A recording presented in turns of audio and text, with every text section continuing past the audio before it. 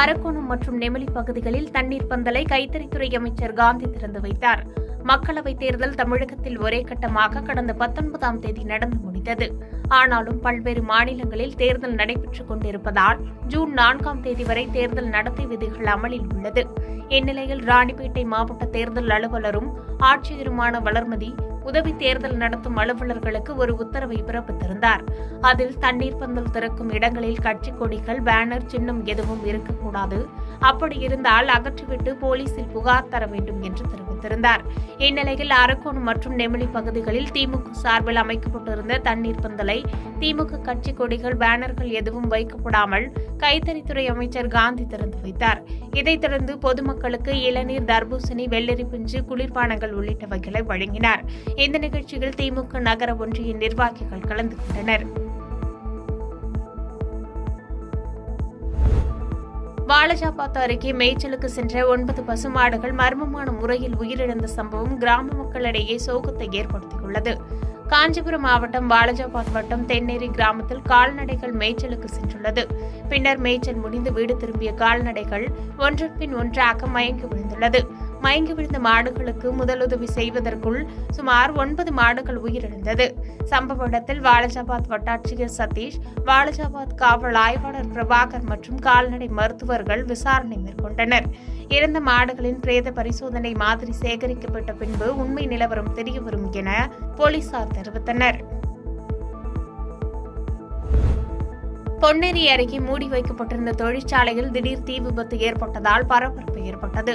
திருவள்ளூர் மாவட்டம் பொன்னேரி அடுத்த சிறுவாபுரியில் தனியாருக்கு சொந்தமான இரும்பு உருக்காலை பல ஆண்டுகளாக மூடி வைக்கப்பட்டுள்ள தொழிற்சாலைக்குள் பல்வேறு கழிவுப் பொருட்கள் சேகரித்து வைக்கப்பட்டுள்ளது. இந்நிலையில் திடீரென கழிவுப் பொருட்களில் தீப்பற்றி கொழுந்துவிட்டு கரும்புகையுடன் எரிந்தது.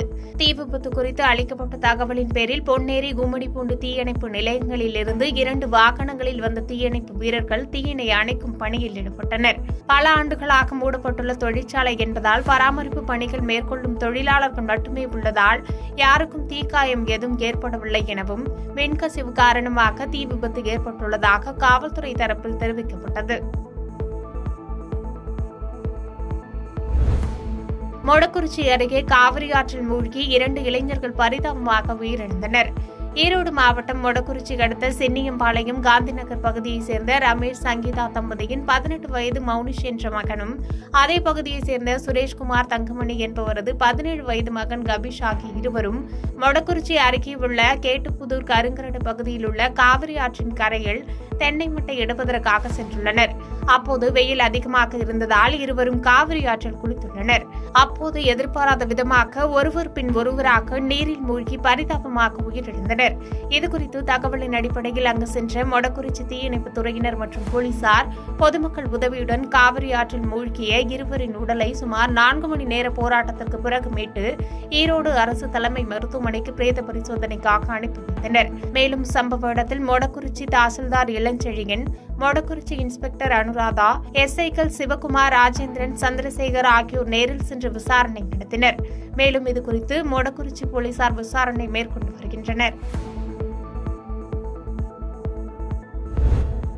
மனைவி மீது மண்ணெண்ணெய் ஊற்றி தீ வைத்து எரித்த வழக்கில் கணவன் மற்றும் கணவனின் தாய், தந்தை உட்பட 3 ஆயுள் தண்டனை விதித்து தேனி மகிழா நீதிமன்றம் அதிரடி தீர்ப்பு வழங்கியுள்ளது. தேனி மாவட்டம் பெரியகுளம் அருகே உள்ள பொம்மிநாயக்கன்பட்டியைச் சேர்ந்த தம்பதியர் மலைச்சாமி, சங்கீதா. இவர்களுக்கு 2 பெண் குழந்தைகள், 1 ஆண் குழந்தை என 3 குழந்தைகளுடன் வாழ்ந்து வந்தனர்.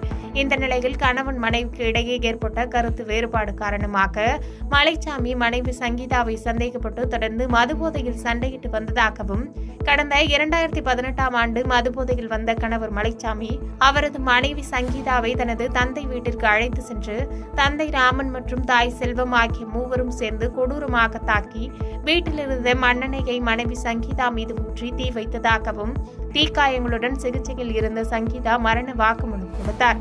அதன் அடிப்படையில் கணவன் மற்றும் கணவனின் தாய், தந்தை ஆகிய 3 மீதும் ஜெயமங்கலம் காவல் நிலையத்தில் கொலை வழக்கு பதிவு செய்யப்பட்டது. செய்யப்பட்டது. இந்த வழக்கு விசாரணையானது தேனி மாவட்ட ஒருங்கிணைந்த நீதிமன்றத்தில் உள்ள மகிழா நீதிமன்றத்தில் நடைபெற்று வந்தது. எனவே இந்த வழக்கு விசாரணை முடிவுற்ற நிலையில் உயிரிழந்த சங்கீதாவின் மரண வாக்குமூலம் மற்றும் சாட்சியங்களின் அடிப்படையில் மூவரும் கொலை குற்றவாளிகள் என அறிவிக்கப்பட்டு கணவர் மலைச்சாமிக்கும் அவரது தந்தை ராமன் மற்றும் தாய் செல்வம் ஆகிய மூவருக்கும் தனித்தனியே ஆயுள் தண்டனையும் 1000 ரூபாய் அபராதமும், மேலும் அதை கட்ட தவறினால் மேலும் 3 மாத மெய்காவல் சிறை தண்டனையும் விதித்து தேனி மகிழா நீதிமன்ற நீதிபதி கோபிநாதன் தீர்ப்பு வழங்கினார். மேலும் இந்த தீர்ப்பினை தொடர்ந்து குற்றவாளிகள் சிறையில் அடைக்க காவல்துறையினர் பாதுகாப்புடன் அழைத்து சென்றனர். பாதகம் செய்பவரை கண்டால் நாம் பயங்கொள்ளலாகாது பாப்பா, மோதி மிதித்து விடு பாப்பா, அவர் முகத்தில் உமிழ்ந்து விடு பாப்பா. அண்மை செய்திகளை உடனுக்குடன் தெரிந்து கொள்ள இணைந்திருங்கள் இயம்நாடு தொலைக்காட்சியுடன்.